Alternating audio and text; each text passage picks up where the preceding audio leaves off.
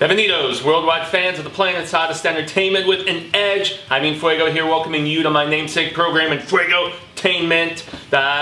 Stoked that you're here, and this is, if it's a Thursday, you're seeing another Retro Fuego review, a little throwback stuff, and this is from a film that came out in 2007, and I saw it when it first came out, and I thought it was dog shit. Yeah, I could not stand this movie. It was definitely not my thing, and yet I keep seeing it pop up on so many different feel-good comedies of the mid-2000s, or, funniest on streaming or whatever, and it's one that my youngest brother absolutely adored when it came out. Maybe it was just too dumb for me at that particular time or whatever, but I decided to give another shot to none other than Hot Rod, Andy Samberg's Lonely Island film. And really the reason for that more so than anything is because of the fact that one of my favorite comedies of the last few years, and probably of this decade that we just finished up, is Pop Star Never Stop Never Stopping. That is, especially upon increased viewings, absolutely hilarious. I'm singing songs from that,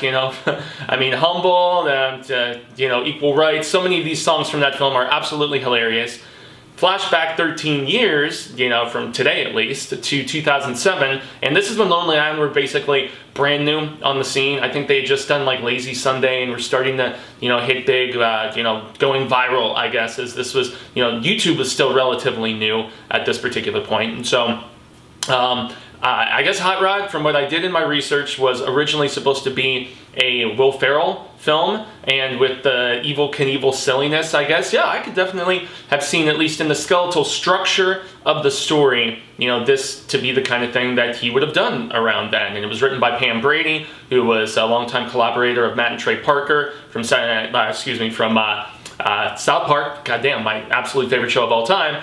But the script had been sitting around for many years when Ferrell couldn't do it, and it was significantly retrofitted by the Lonely Island guys to kind of embody their sense of humor. It really just kept the skeletal structure of the narrative and then was gutted from there out and trying to be more to their absurdist sensibilities. And I must admit, upon this second viewing, I did find a lot more merit in it. It was not constantly making me laugh my ass off or anything, but I did at least find more of the absurdity amusing. Most notably, Samberg's character and his interactions with Ian McShane, like this stepfather that, he's just constantly butting heads with. And then also the slightly heartwarming plight of wanting to raise this money to help with his health condition so that he can kick his stepdad's ass. That stuff was funny to me, okay? And this has a fantastic cast, although not all of them bring the kind of laughs you would necessarily expect.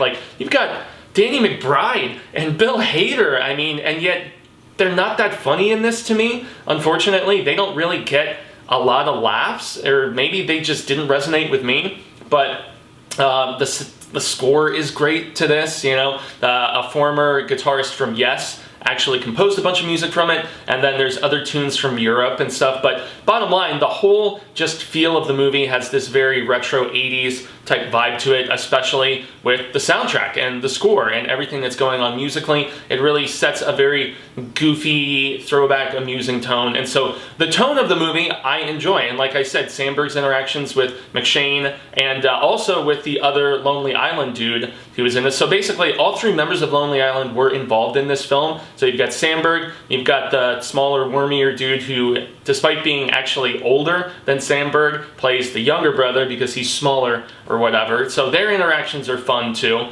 but and then lastly, Akiva, I forget dude's name, but it's the third member of Lonely Island, the dude with the glasses. He actually directed this movie. So you had two of them in front of the camera, you had one behind the camera, and it's a relatively accomplished film. Lorne Michaels produced it. Ironically, Pam Brady still got the writing credits, despite the fact that, the entire film was retrofitted, redone, and all of that stuff. So, upon the second viewing, I will definitely say this film has its amusing merits, but it's definitely not one for me.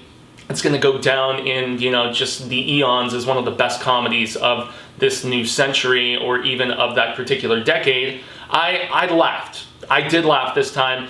You've also got Isla Fisher. She's solid enough in here. She's just kind of, cute and gullible.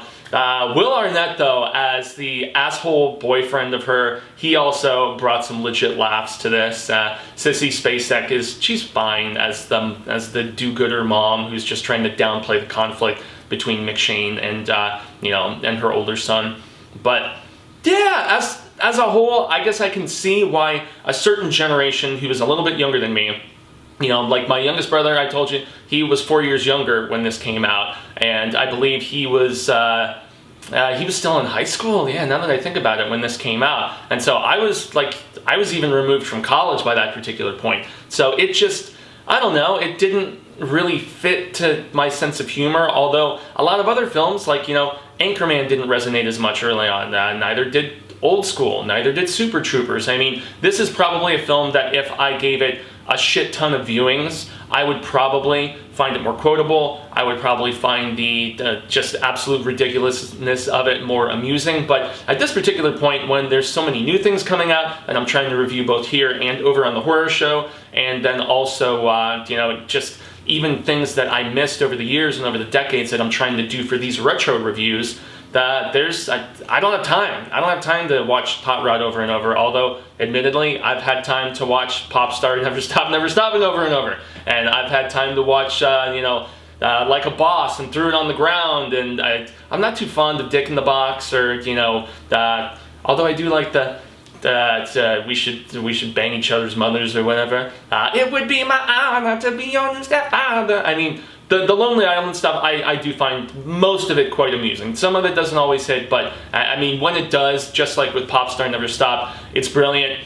I don't know. I don't have time for rewatches of this, but if you love this movie and think I am absolutely wrong about it, to each their own. I think it was just a little bit after my time, so to speak, although I do have a lot more respect for it now after a rewatch. And whereas before I would talk major smack about Hot Rod, now I'm gonna pull my foot off the gas in this particular fashion and give credit where it's due, but say that it's definitely one of those endearing nostalgia films for the millennial and thereafter generation. So, how about Jaime En Fuego? Y'all can find me on all social media sectors: Twitter, Instagram, Facebook, YouTube, just like you see below. That's, at least here on this YouTube channel, is where it's goofy comedies, it's superhero stuff, nerding out with my Star Wars, but I do also contrast it with, like, crime thrillers and, art house drama. I mean, I do try to keep it as comprehensive as possible, with the exception of going into the scarific territory, because I do that on youtube.com/The Horror Show channel. As you see below, myself, Cecil, Robert, Marcia, Susie, Mercer, a couple other people who help us out from time to time. That's where we do trailer reactions, reviews of film, television, comics, video game Let's Plays. I do a weekly Stephen King show. We also do unboxings, makeup tutorials, just a really horror variety show, smorgasbord of the spooktacular. So jump over there and check it out if you feel inclined, and if you're for whatever reason over here and don't know about my large channel. Over there we have like almost 33,000 in the subscribership, and then here I'm like 10 to 10, 15, whatever the hell it is, from actually surpassing 1,000, which is here on my solo channel. Once I pass that number, I can do a lot more with YouTube Creator Studio and monetization and cool things like that. So subscribe, Bordefa, if you get the chance, and like, and just that engagement helps out a lot. Let me know in the comments below if you think I'm totally wrong about Hot Rod, if it's absolute brilliance, or if you think my previous opinion was proper and you think it sucks. So, I'm En Fuego, y'all have been Rat Status, and until the real of Ka comes around once more, hasta luego, Cinemigos constant, viewers and readers alike. I'm hopeful that we get to share more of this film palaver sooner rather than later, and until then, stay indoors and watch more movies. Watch Pop Star. Yeah, that's the one I like.